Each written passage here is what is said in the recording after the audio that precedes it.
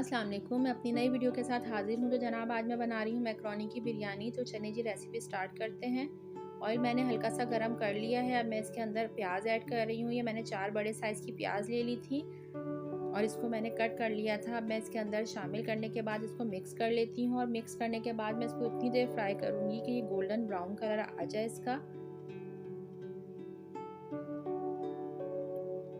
अच्छा, जिसका golden brown colour हो चुका है, अब हम इसके अंदर डालेंगे अदरक लहसुन का पेस्ट और 2 खाने के चमचे में अदरक लहसुन का पेस्ट डाल रही हूँ इसके अंदर और इसको भी हम अच्छी तरह से फ्राई करेंगे। इसके अंदर से एक अच्छी सी स्मेल आना शुरू हो जाएगी। उसके बाद हम इसके अंदर टमाटर ऐड करेंगे। मैं 4 टमाटर ले रही हूँ बड़े साइज़ के। आपने जो है टमाटर चाहें तो और बढ़ा सकते हैं। ये देखिए मैंने 4 अदद टमाटर लिए थे, इनको काट लिया था और इसको मैंने इसके अंदर मिक्स कर दिया है। 750 ग्राम मैंने दही लिया है और दही के अंदर मैंने बिरयानी मसाला शामिल करके अच्छे से मिक्स कर लिया था। अब हम इसको मसाले में मिक्स कर लेते हैं और इसको अच्छी तरह से मिक्स करने के बाद 5 मिनट के लिए कवर करके रख देंगे। ये देखिए मसाला मिक्स हो चुका है। अब हम 5 मिनट के लिए कवर कर देते हैं। अच्छा जी, 5 मिनट हो चुके हैं। अब हम ढक्कन हटा के देखते हैं कि ये देखें हमारे टमाटर गल चुके हैं। अब हम इसके अंदर डालेंगे बॉईल किया हुआ गोश्त। ये ऑप्शनल है, अगर आप डालना चाहें तो। ये मैंने नमक डाल के सिंपली बॉईल कर लिया था। ये थोड़ा सा मैंने गोश्त लिया है, आप चाहें तो डाल सकते हैं, ना चाहें तो बेशक ना डालें।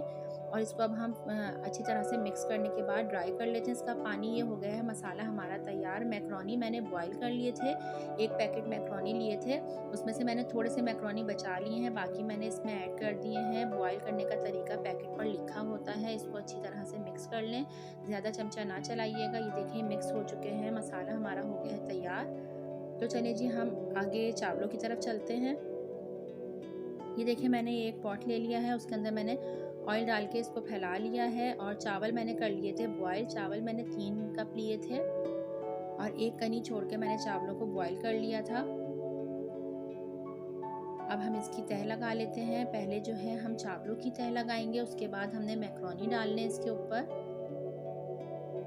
ये देखिए इस तरह से अच्छी तरह से आपने चावल फैला लेने हैं। अब हमने इसके ऊपर मैक्रोनी डाल लिए हैं और जनाब मैंने जो है तवा गरम करने के लिए चूल्हे पर रखा हुआ है, जिसके ऊपर हमने ये पॉट रखना है दम लगाने के लिए।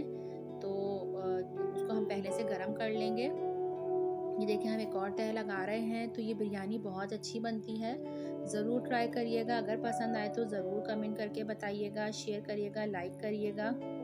ये देखिए इस तरह से मैं एक और ये तह लगा रही हूँ। मैं सारे मैक्रोनी इस पे डाल दूँगी और बाकी इसके बाद मैं चावल की तह लगाऊँगी लास्ट में और उसके ऊपर मैं जर्दे का रंग पानी में शामिल करके डालूँगी। आप चाहें तो थोड़ा सा दूध में शामिल करके भी डाल सकते हैं, तो उससे 2 डिफरेंट कलर आ जाते हैं।